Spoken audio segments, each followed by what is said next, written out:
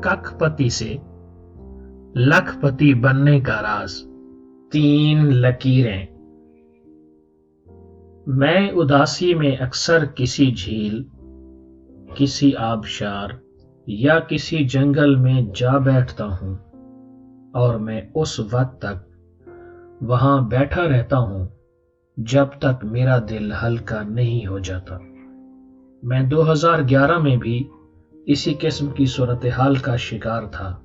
मेरा दिल भारी था, मैं शदीद डिप्रेशन का शिकार था। मैं स्विट्जरलैंड के एक गैर मारूफ गांव में था। मैंने वहां एक कब्र पर सुर्ख गुलाबों का गुलदस्ता रखा, फातिहा पढ़ी और कब्रिस्तान की सीढ़ियां उतरते उतरते नीचे झील तक चला गया। दुनिया में सबसे ज्यादा पहाड़ स्विट्जरलैंड में हैं। ये पहाड़ी मुल्क है। आप किसी शहर, किसी कस्बे या किसी गांव में चले जाएं, पहले आपकी मुलाकात पहाड़ से होगी, फिर आप किसी न किसी झील से मिलेंगे और आप आखिर में गांव या कस्बे में दाखिल हो जाएंगे। मैं भी एक ऐसे ही गांव में था। वो गांव पहाड़ की ऊंचाइयों पर आबाद था। मैंने दुनिया में इस गांव के कब्रिस्तान से ज्यादा खूबसूरत कब्रिस्तान नहीं देखा। मेरा एक अजीज दोस्त इस कब्रिस्तान में दफन है। मैं 2011 से वहां जा रहा हूं। मैं कब्र पर फूल चढ़ाता हूं और कब्रिस्तान से उतरता हुआ झील तक चला जाता हूं। गांव के नीचे स्विट्जरलैंड की तीसरी बड़ी झील है। ये झील कम और समंदर ज्यादा दिखाई देती है। झील में बहरी जहाज चलते हैं। मेरा दिल उस दिन बहुत उदास था। मैं सीढ़ियां उतरते उतरते झील के किनारे पहुंच गया और वहां आहिस्ता आहिस्ता वॉक करने लगा। मुझे टेंशन, डिप्रेशन और उदासी में पानी के साथ आहिस्ता वॉक हमेशा सूट करती है। मैं वॉक करते करते झील के आखिरी सिरे तक पहुंच गया। झील के आखिर में 3 कलानुमा घर थे। वो घर चट्टान पर बने हुए थे। पत्थर की सीढ़ियां पानी तक आती थीं। सीढ़ियों के आखिर में छोटी छोटी 3 गोदियां थीं और इन गोदियों में नीले, पिंक और सफेद रंग की 3 मोटर बोट्स खड़ी थीं। घरों के पीछे सरसब्ज पहाड़ था। घर का पिछला रास्ता पहाड़ की तरफ खुलता था। वो रास्ता आगे चलकर वॉकिंग ट्रैक बन जाता था। घरों को सुर्ख और सफेद बोगनवेल के लाखों फूलों ने ढांप रखा था।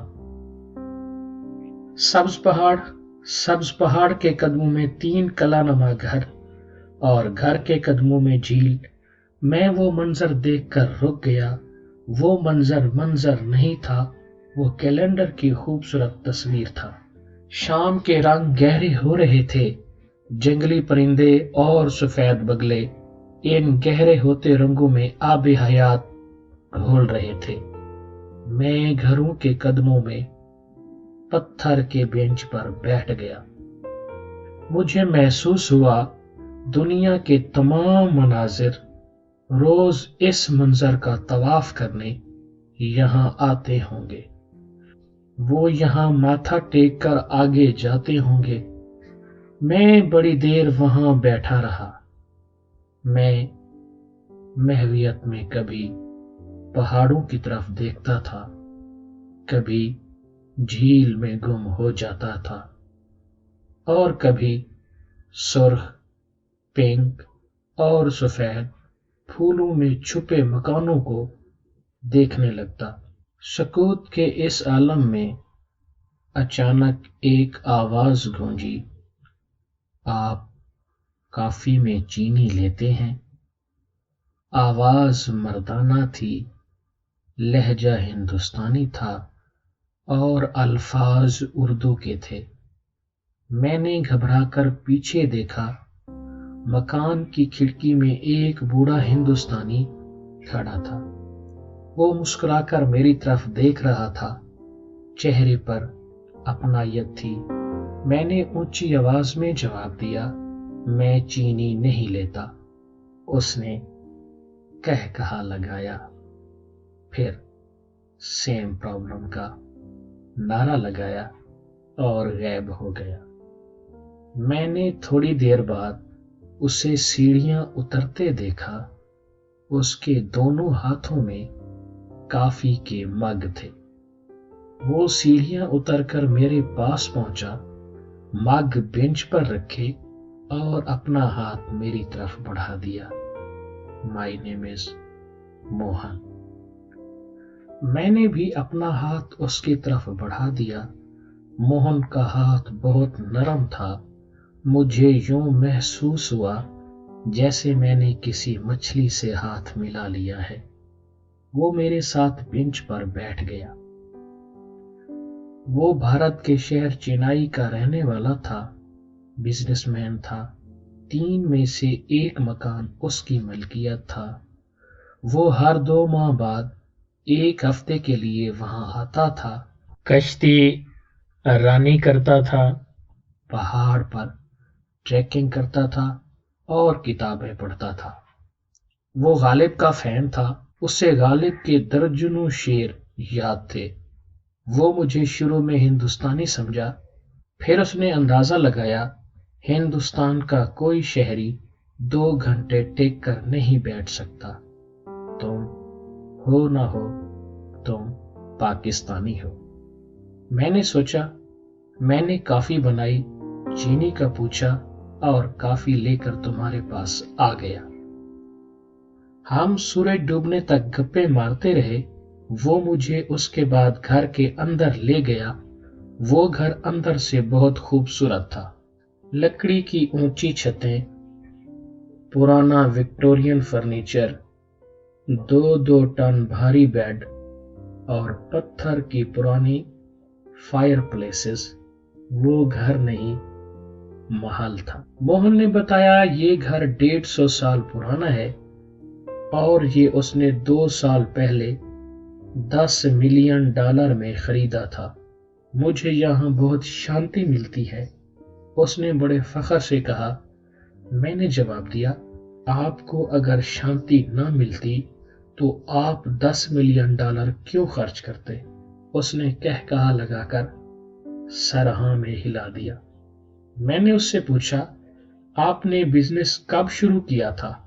اس نے کہا لگایا اور بولا، میں اس وقت 15 سال کا لڑکا تھا۔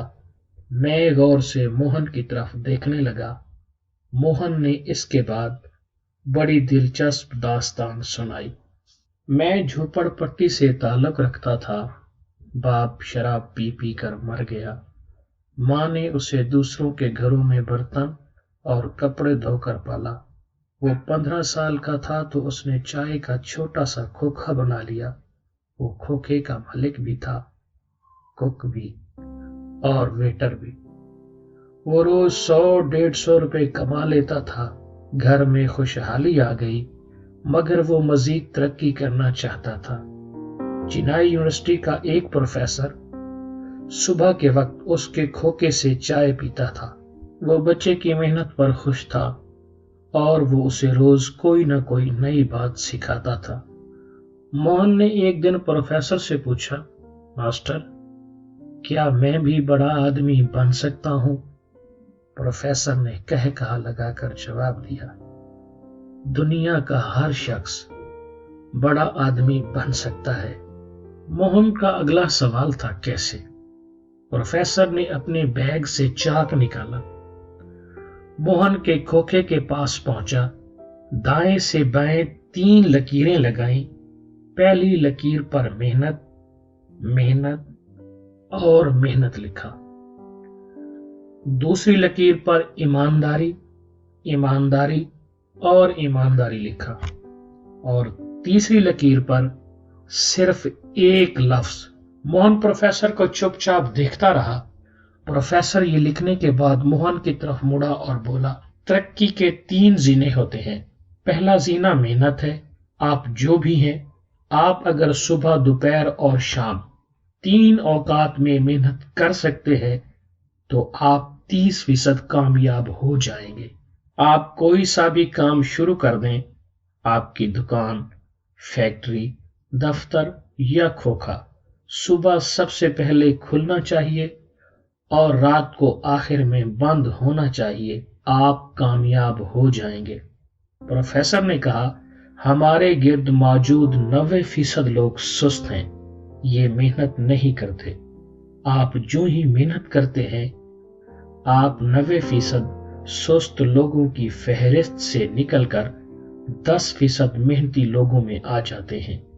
आप तरक्की के लिए अहल लोगों में शुमार होने लगते हैं। अगला मरला ईमानदारी होती है। ईमानदारी 4 आदतों का पैकेज है। वादे की पाबंदी, झूठ से नफरत, जुबान पर कायम रहना और अपनी गलती का एतराफ करना।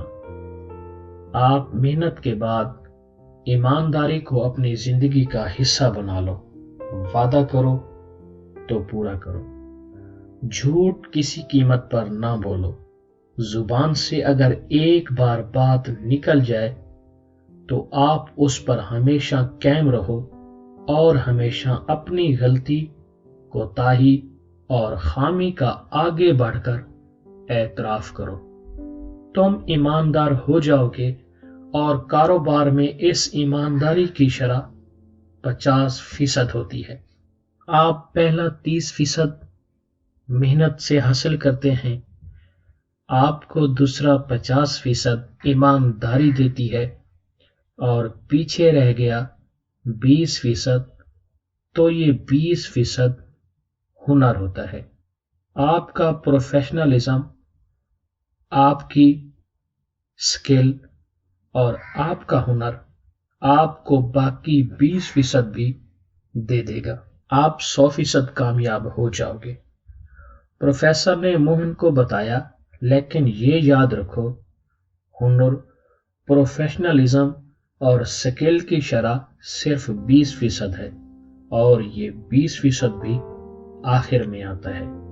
आपके पास अगर हुनर की कमी है तो भी आप मेहनत और ईमानदारी से 80% कामयाब हो सकते हैं, लेकिन ये नहीं हो सकता आप बेईमान और सुस्त हों और आप सिर्फ हुनर के जोर पर कामयाब हो जाएं। आपको मेहनत ही से स्टार्ट लेना होगा।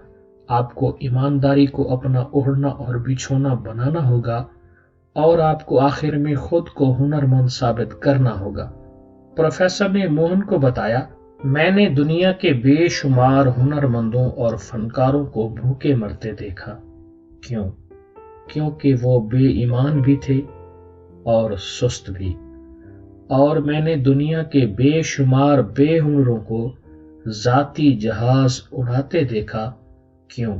क्योंकि वो ईमानदार और मेहनती थे। प्रोफेसर ने अपना चाक बैग में रखा, मोहन की नाक छुई और बोला, तुम इन 3 लकीरों पर चलना शुरू कर दो, तुम आकाश तक पहुंच जाओगे। मोहन ने लंबा सांस लिया और बोला, मैंने चाक से बनी इन 3 लकीरों को अपना मजहब बना लिया और मैं 45 साल की उम्र में अरबपति हो गया। मोहन ने बताया, खोखे की वो दीवार और इस दीवार की वो 3 लकीरें आज भी मेरे दफ्तर में मेरी कुर्सी के पीछे लगी हैं।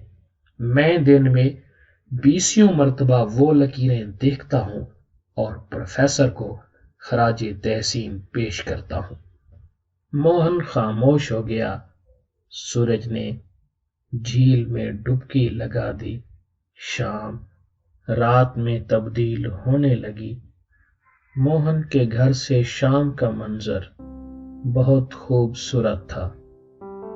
घर की सारी खिड़कियां पेंटिंग बन चुकी थी और हर पेंटिंग मुंह खोलकर सांस ले रही थी। मोहन की कामयाबी की 3 लकीरों की तरह।